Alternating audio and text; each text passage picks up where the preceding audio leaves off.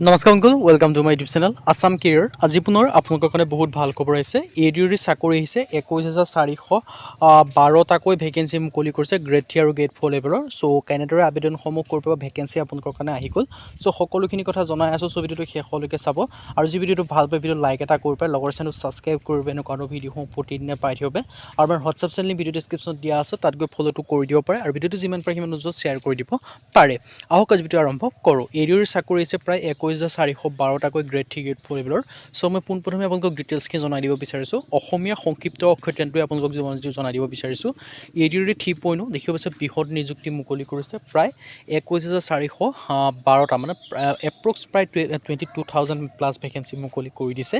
চ' এই ভেকেঞ্চিখিনিৰ ক্ষেত্ৰত আপোনালোকৰ এজ ক্ৰাইটেৰিয়া কেনেকুৱা হ'ব, কোৱালিফিকেশ্যন কেনেকুৱা হ'ব, চিলেকশ্যন প্ৰচিডিউৰ কি হ'ব, সেইখিনি কথাও জনাই আছোঁ। লগতে একজেক্ট এপ্লাই ডেট কোনটো তাৰিখৰ পৰা কৰিব পাৰিব সেইখিনি কথা আপোনালোকে জানিব পাৰিব। চ' ভিডিঅ'টো যিমান পাৰে সিমান শ্বেয়াৰ কৰি দিয়ক, যাতে সকলো বন্ধুৱে এনেকুৱা ধৰণৰ জবৰ আপডেটসমূহ পাই থাকিব পাৰে।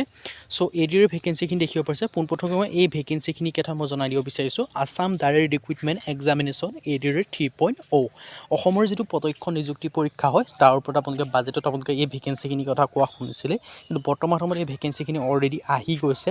চ' ইয়াৰ এক্সাম কেনেকুৱা হ'ব, কোৱালিফিকেশ্যন কি বিচাৰিছে, সেইখিনি কথাও মই আপোনালোকক জনাই আছোঁ। চ' পোনপ্ৰথমে আহিলোঁ ইয়াৰ ভেকেঞ্চিখিনিৰ ক্ষেত্ৰত কোৱালিফিকেশ্যনসমূহ কিমান বিচাৰিছে। চ' টোটেল পদ আছে 22 এপ্ৰক্স আৰু গ্ৰেড 3 গ্ৰেড 4 লেভেলৰ ভেকেঞ্চি হয়। চতুৰ্থ বৰ্গ তৃতীয় বৰ্গ গ্ৰেড 3 গ্ৰেড 4 আৰু লগতে ইয়াৰ যিখিনি যদি কোৱালিফিকেশ্যনখিনিৰ কথা যদি ক'বলৈ যাওঁ, যদি আপোনালোকে চিম্পল 8 পাছ কৰিছে বা 10 পাছ কৰিছে বা 12 পাছ কৰিছে বা গ্ৰেজুৱেশ্যন পাছ কৰিছে বা গ্ৰেজুৱেশ্যন উইথ কম্পিউটাৰ আছে বা ITI আছে, ড্ৰাইভাৰৰ ক্ষেত্ৰত 10 পাছৰ লগত আপোনালোকৰ ধৰি লওক আপোনালোকৰ LMP লাইচেঞ্চ আছে, তেতিয়াও আবেদনসমূহ কৰি ল'ব পাৰিব। বিশেষকৈ যদি আপোনালোকে গ্ৰেড 3 ক্ষেত্ৰত আবেদন কৰিব বিচাৰে, তেন্তে আপোনালোকে 12 পাছ হ'ব লাগিব আৰু লগতে গ্ৰেজুৱেশ্যন পাছ কৰিব লাগিব, তেতিয়া আবেদনসমূহ কৰিব পাৰিব। 12 পাছৰ কাৰণে ভেকেঞ্চি থাকিব, গ্ৰেজুৱেশ্যনৰ কাৰণে ভেকেঞ্চি থাকিব, লগতে গ্ৰেজুৱেশ্যন উইথ কম্পিউটাৰৰ কাৰণে ভেকেঞ্চি থাকিব। আৰু গ্ৰেড 4 কথা যদি ক'বলৈ যাওঁ, যদি আপোনালোকে 8 পাছ কৰিছে তেতিয়াও পাৰিব, যদি আপোনালোকে 10 পাছ কৰিছে তেতিয়াও পাৰিব, যদি আপোনালোকে 12 পাছ কৰিছে তেতিয়াও পাৰিব, যদি আপোনালোকে 10 পাছৰ লগত ITI পাছ তেতিয়াও পাৰিব। লগতে আপোনালোকে যদি ড্ৰাইভাৰৰ ক্ষেত্ৰত আবেদন কৰিব বিচাৰে, 10 পাছৰ লগত LMP লাইচেঞ্চ প্ৰয়োজন হ'ব। আৰু এতিয়ালৈ বয়সৰ সময়সীমা 18 পৰা 40 বছৰলৈকে পাৰিব। লগতে এজ ৰিলেক্সেশ্যনসমূহ লাভ কৰিব পাৰিব।